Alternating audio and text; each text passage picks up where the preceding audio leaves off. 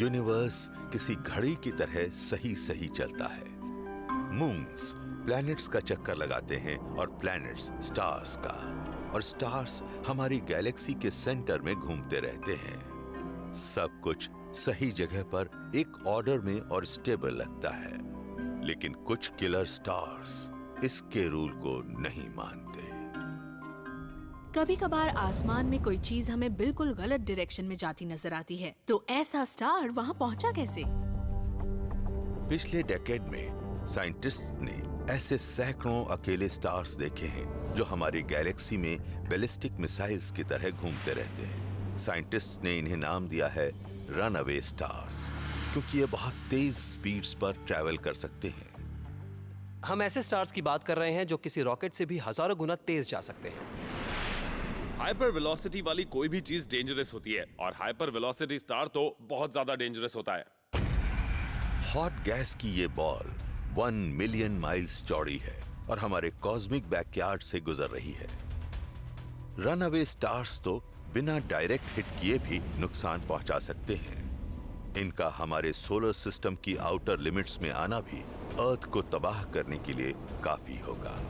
हम नहीं चाहेंगे कि किसी भी सिचुएशन में कोई स्टार हमारे ज्यादा पास आ जाए, क्योंकि उससे प्लैनेट के ऑर्बिट्स डिस्टर्ब हो सकते हैं। किसी गुजरते स्टार को बहुत बड़ा नुकसान पहुंचाने के लिए हमारे ज्यादा पास आने की भी जरूरत नहीं है। कॉमेट्स का एक ऐसा बड़ा ओट क्लाउड हमारे पास मौजूद है जो सन से 2 लाइट ईयर्स जितना दूर है। अगर कोई स्टार उसके पास से भी गुजरा तो हम पर कॉमेट्स की बर्बाद करने वाली बारिश होने लगेगी।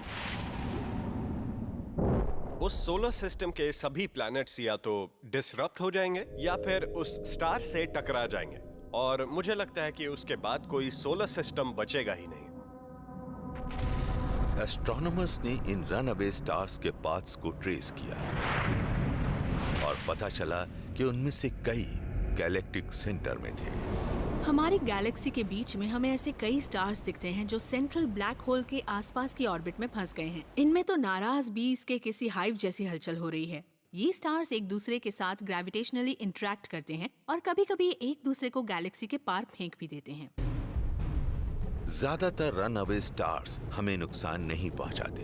ये गैलेक्टिक सेंटर से सीधे स्पेस की तरफ बढ़ जाते हैं, लेकिन कभी-कभी हमें ऐसे रनअवे स्टार्स अर्थ के काफी नजदीक भी नजर आते हैं। ईयर 2016 में एस्ट्रोनॉमर्स को अर्थ से सिर्फ 3000 लाइट ईयर्स की दूरी पर एक रोग स्टार नजर आया। इस स्टार की ट्रेजेक्टरी और कॉम्पोजिशन कुछ समझ में नहीं आ रहा था। एक स्टार है SDSS J1128, और ये अजीब है। ये अजीब इसलिए है क्योंकि एक तो ये गैलेक्सी में बहुत तेजी से मूव कर रहा है। ऑर्बिट में होता तो इसकी स्पीड इतनी ज्यादा नहीं होती। किसी चीज ने इसे जोरदार किक मारी है। पर साथ ही इसमें कुछ और भी अजीब बात है। ये स्टार काफी कुछ सन जैसा है, लेकिन इसमें काफी कार्बन है, और ये बात अजीब है। सन जैसे स्टार्स सिर्फ अपनी लाइफ साइकिल के आखिर में ही कार्बन प्रोड्यूस करते हैं, जब ये रेड जायंट्स बनने जितने बड़े हो जाते हैं।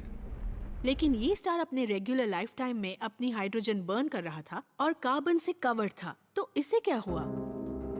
साइंटिस्ट्स को अब लगता है कि कार्बन से भरा ये रनअवे स्टार एक वैम्पायर होगा जो अपने से कहीं बड़े सुपर जायंट स्टार के साथ एक बहुत ही क्लोज लेकिन बहुत फास्ट बाइनरी पार्टनरशिप में लॉक होगा। वैम्पायर ने अपने इस बड़े से पार्टनर से कार्बन रिच गैस सक कर ली होगी, लेकिन ये रेड सुपर जायंट इसके लिए तैयार नहीं होगा और फटकर एक बड़ा सुपरनोवा बन गया होगा। ब्लास्ट की इस फोर्स ने वैम्पायर को हिट किया होगा, लेकिन बहुत तेज ऑर्बिट स्पीड होने के कारण ये कार्बन वाला स्टार स्पेस में बहुत दूर तक उछल गया होगा।